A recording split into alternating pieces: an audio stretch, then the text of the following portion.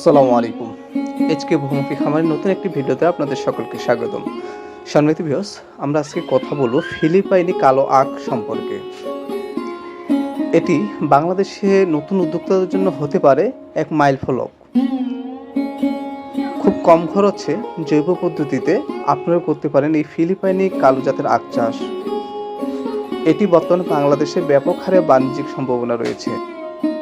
আমরা গত 3 বছর যাবত এই ফিলিপাইনি কালো জাতের আখ চাষ করছি কোনো প্রকার রাসায়নিক এবং কেমিক্যালের ব্যবহার ছাড়াই, অর্থাৎ এইচকে জৈব সার ব্যবহার করে এবং জৈব পদ্ধতিতে কীটনাশক উৎপাদন নিজেরাই করে কীট বিতাড়ক করি।